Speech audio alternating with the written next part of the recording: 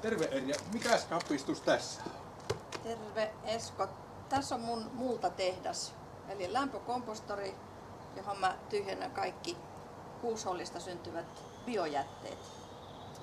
Eli tää on ehkä noin 5 vuotta vanha tässä ollut ja mä oon ainakin hirveän tyytyväinen ollut tähän. Eli tää tuottaa sen mullan ja syö meidän porkkanakuoret ja kahvinporot ja tekee niistä uutta multaa, jonka mä kierrätän sitten tontille. Ja tietysti tämä täyttää nyt sitten sen vaatimuksen, mitä meidän alueella tulee, eli pitää omat biojätteet joko itse kompostoida tai sitten liittyä biojätekeräykseen. Ja se on tietysti hintakysymys myöskin. Biojätekeräys maksaa enemmän kuin tuommoinen kuivajätteen keräys.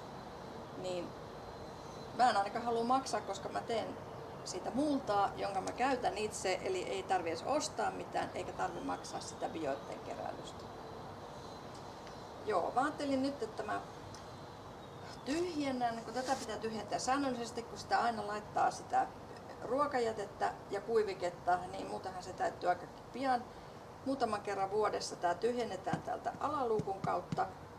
Mä teen sen nyt ja sitten mä lisään täyden ämpärin uutta tuoretta biojätettä tänne ja pistän vähän kuiviketta joukkoon, niin sitten nähdään se, että miten sitä biojätettä ikään kuin käsitellään ja miten siitä saa sitä multaa. Onko sulla kompostoria? On juu. No hyvä. Samanlainen, joo. Ai samanlainen vielä. Mutta Ei vähän.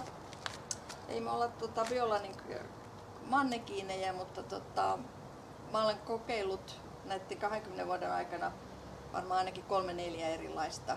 Ja tähän mä olen päätynyt ja tää oli mun pitkäaikainen haave ja tässä sitä ollaan.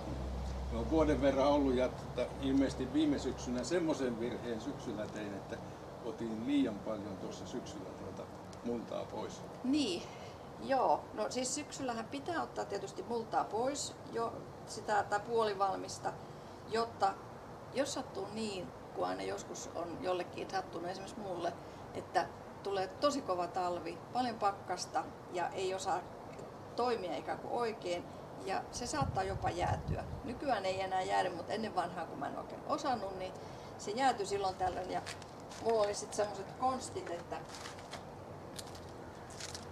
nämä on jotain tuulilasipesunestekanistereita, niin nämä talvella sitten käytössä. Tänne lasketaan keittiöhanasta niin kuumaa vettä kuin tulee ja sitten kanisterit tuohon päälle. Ne lämmittää ja pitää sen semmoisen sopivan lämpötilan täällä niin, että se kompostointi tapahtuu. Täällä on nyt noin 50. Se on oikein hyvä. Multatehdas on käynnissä ja sitten jos ollaan talvessa ja ollaan jossain 10 ja 20 välillä, niin silloinkin vielä tapahtuu maatumista, mutta jos se jää alle 10, niin sitten se kyllä stoppaa ja sitten vaan se niinku kertyy liikaa eikä tapahdu tätä maatumista. Onko tässä nyt sitten se säädettävää talven ja kesän osalta? On, hyvä kysymys, on. Siis kun kompostointi on semmoinen palaamisreaktio, siihen tarvitaan ilmaa, kosteutta ja sitten jotain sitä ruokaa. Niin tässä on esimerkiksi parikin eri säätönamikkaa, jossa säädetään sen ilmantuloa. Toinen on tässä ja toinen on täällä takana. Mä nyt näytän, kun me päästään tuonne taakse, niin täällä on tämmöinen irrotettava osa, jossa saadaan ekstraa tai normaalia ilman kiertoa tänne sisälle. Ilmaa tarvitsee, toden totta. Noin. Kesällä kaikki ilmakanavat on niin auki kuin vaan saa. Ja sitten sitä mukaan kun ilma kylmenee ja ollaan kohti talvea tulossa ja se ilma on kylmää, niin sitten pistetään aina hanaa pienemmälle, jotta lämpötila sisällä pysyisi vielä sopivana.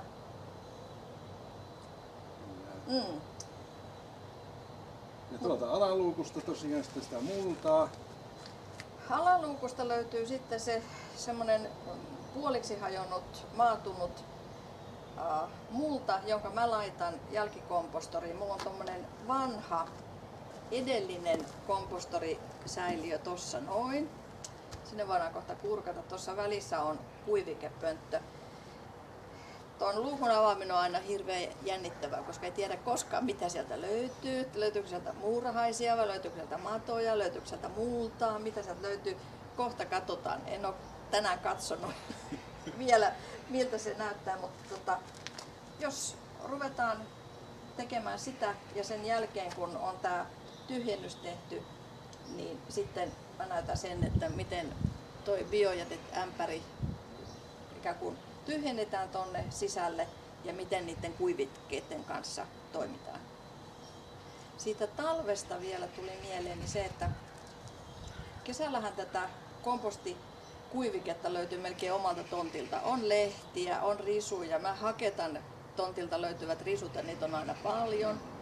Niin se hake toimii tosi hyvänä niin kuivikkeena välissä, mutta sitten jos ei ole oma tonttia eikä saa sitä itse niin tehtyä, niin kaupasta löytyy puutarhaliikkeestä, rautakaupoista ja muuta, niin kompostikuiviketta löytyy, kompostiherätettäkin löytyy.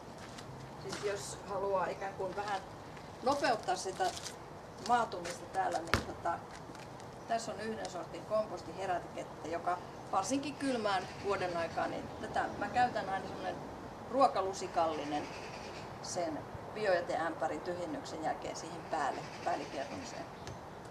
Ja jopa jos joutuu ostamaan sen kuivikkeen, niin sitten talvelle on semmoista omaa kuiviketta, joka kulkee jollain tehokuivikkeen nimellä. Eli siinä on vähän enemmän vielä energiaa kuin tämmöisessä tavallisessa kuivikkeessa. Kyllä ei tää ole vaikeeta, tää on kauhean mielenkiintoista, haastavaa ja säästävää. Joo, no nyt mä tyhjennän ton luukun kautta sen. Mulla on tämmönen vanha muovi aina ikään kuin pieneksi suojaksi. Näin. Saisiko lähikuva siitä, että mitä täältä löytyy? Tää on hyvin helppo avata tää luukku.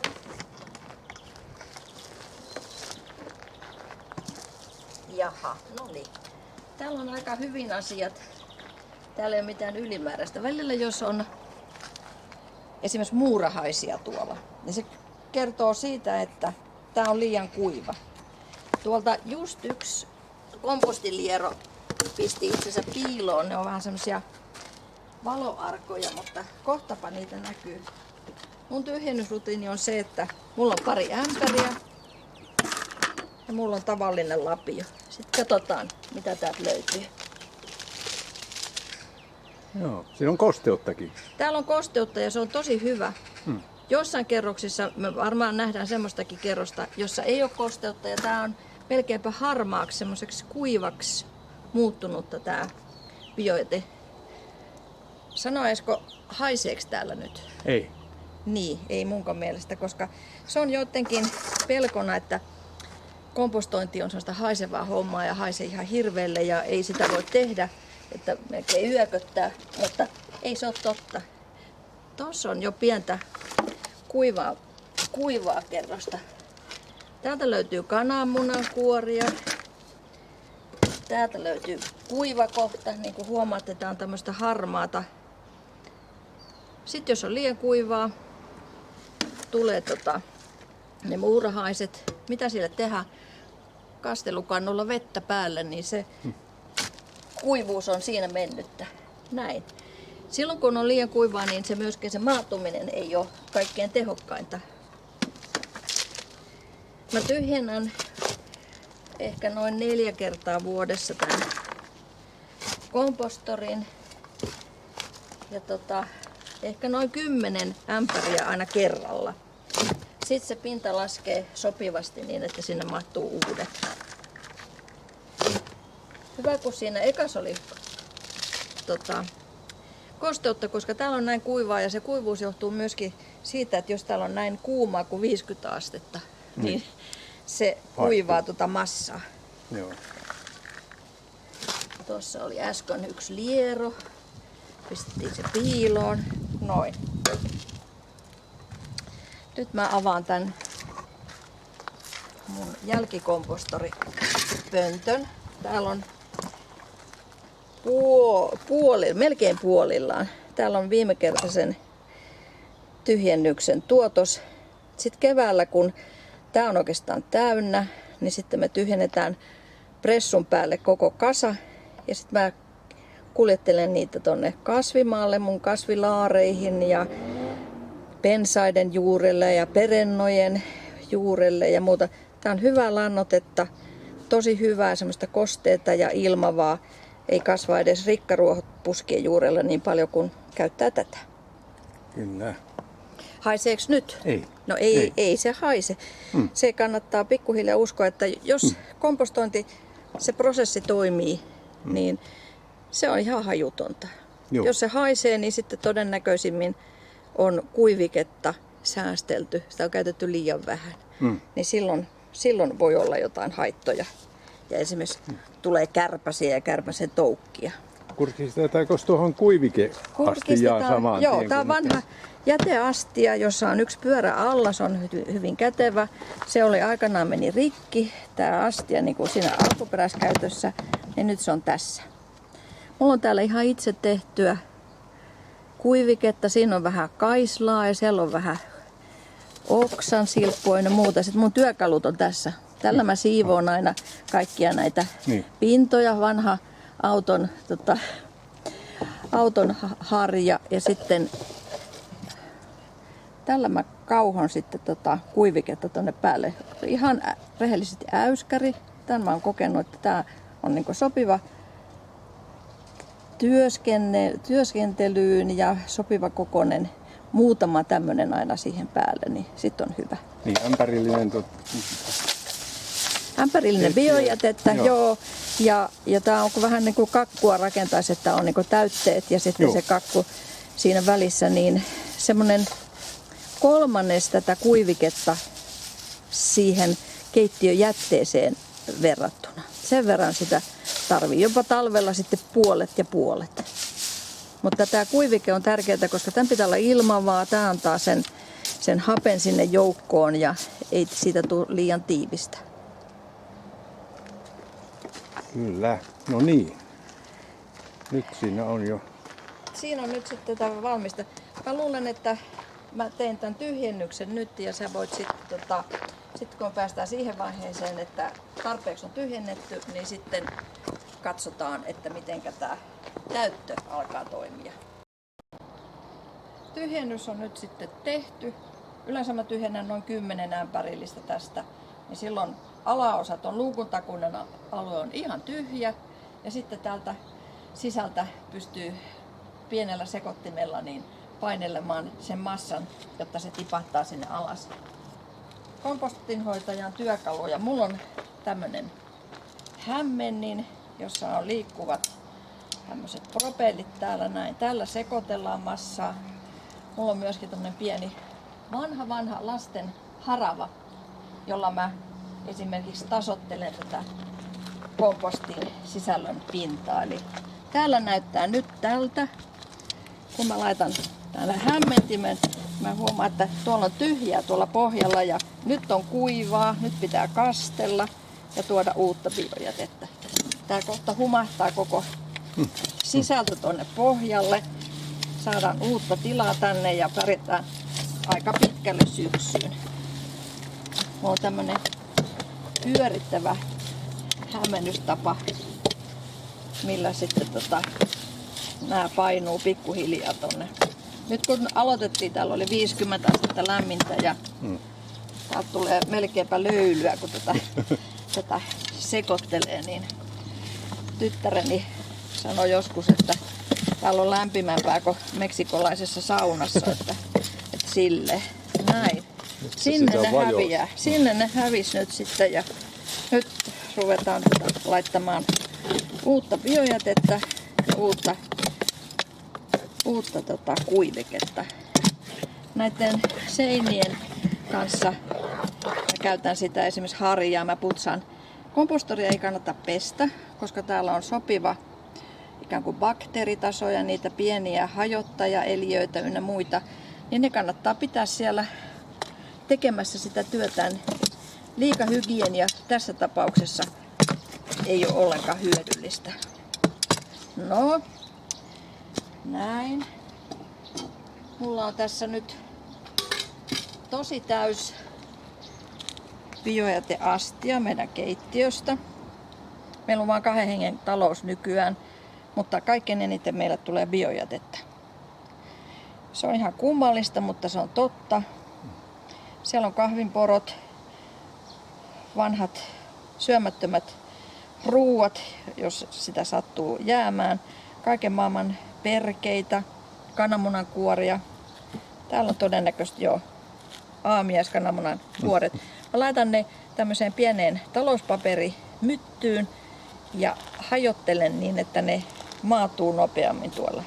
Jos viitsii nähdä vaivaa siinä vaiheessa, kun laittaa tavaraa biojäteämpäriin, niin se maatuminen tapahtuu nopeammin. Esimerkiksi vaikkapa appelsiin kuoret kannattaa pilkkoa, avokadon kuoret ja varsinkin avokadon kivi, jos harrastaa avokadon syömistä, ne kannattaa pilkkoa, koska ne on muuten vielä vuoden päästä ihan ennallaan, ne ei hajoa millään. No, sittenpähän mä vetäsen tänne tämän massan. Mulla on systeeminä se, että tässä biojäteämpärissä on joku vanha muovipussi, jonka mä laitan niin, että astia pysyy puhtaana. Tän täytyy tietysti aina välillä pestä, mutta aika puhtaana se pysyy. Joo. Tää menee sitten tonne muovin keräykseen. Mä putsaan tän vielä vähän paremmin. Näin. Tätä massaa nyt sitten peitellään. Nyt vaihdetaan paikkaa, niin mä pääsen tänne. Mä ehkä vähän tätä levittelen täällä. Siellä on yksi sienikin, joka tarttu mukaan tuolta metsäretkeltä, mutta sitten ei tullut muita, niin sitten se joutui tonne. Sitten mä laitan kuiviketta tähän päälle. Noin sen 1/3 verran nyt sitten näin lämpimään myöhäiskesän aikaan. Ja tärkeää on se, että se ruoka tulee peitettyä, koska jos ei sitä peitä, niin kukapa löytää muu kuin kärpäset. Eli kärpäset ilmestyy jostain ihmeen tyhjästä ja munivat sen biojätteen ruuan päälle. Sitten siellä on seuraavaksi semmoisia pieniä valkoisia kärpäsen toukkia, kaikki reunat täynnä ja se ei näytä kovin kivalta. Eli kunnolla kuiviketta niin, että se peittyy. Ja siinäpä se sitten onkin. Jos miettii, että mitä voi laittaa biojätteeseen, niin melkein mitä vaan, mikä on niin kuin eloperäistä. Kuolleet kukkaset, yrtit, ne kahvinporot, teepussit. Ei tarvitse ottaa niittejä pois. Se hajoaa tuossa prosessissa, ne pienet niitit. Ja kalanperkeet, broileriluut, ei mitään isoja soppaluita, jos keittää hirvikeittoa, niin sitä ei kannata laittaa, koska se ei häviä koskaan. Se kuuluu sitten sekajätteeseen tai kuivajätteeseen. Mutta muuten melkein kaikki, mikä on joskus ollut jonkin sortin ruokaa tai elävää, niin tänne näin. No niin. No mites näin syksyllä nyt sitten, jos on omenapuita ja maassa omenia? Niin, no ne omenathan tietysti pitää kerätä pois monestakin syystä. Ruohonleikkaaja ei tykkää, että siellä on niitä omenoita, jotka poksuu sinne teriin. Eläimet, hiiret, rotat saattaa innostua, kun löytyy ruokaa maasta, niin pienissä määrin niitä voi laittaa tänne. Mutta nekin kannattaa hajottaa, jotta se tapahtuu se maatuminen nopeammin. Tässä on semmoinen hyvä malliesimerkki. Tässä on ämpärillinen omppu ja siellä on näitä huonoksi menneitä. Siellä saattaa olla vaikkapa muumiotautia. No tossa ei ole, toi on vaan ruskea. Mutta esimerkiksi tämmönen pieni lappari, millä voi tätä pistää palasiksi, niin näin. Sitten vaan tonne kompostiin ja kuiviketta päälle. Ja tää on itse asiassa sikäli hyvä, että tää on hyvin kosteeta. Siitä tulee sitä kosteutta, mikä kuumasta kompostoinnista puuttuukin. Eli sen voi kipata sinne ihan näin hyvinensä. Silleen tasaisesti. Puolille ja toiselle ja tasaisesti ja sitten ne kuivikkeet päälle. Jos ei laittaisi kuiviketta, niin seuraavan kerran kun tämän kannen avaisi, täällä olisi 1 000 000 pientä kärpästä, niitä kukkakärpäsiä tai miksi niitä kutsutaan. Ne on niinku omenien parhaita ystäviä ja Joo. niitä kyllä riittää. Niitä riittää, joo. Kyllä. Eli mä peitän nää tässä nyt vielä.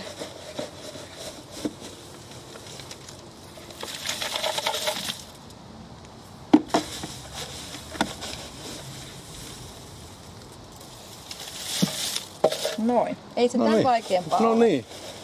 Näin se on. Et ei muuta kuin multa tehdas pyörimään. Joo. Joo, se on mahtava tunne, kun osaa tehdä multaa, osaa tehdä maata. Aatelkaa. No niin. Joo, kiitoksia paljon. Kiitos. Ei muuta kuin omat kokeilut pystyy. Joo, se kannattaa.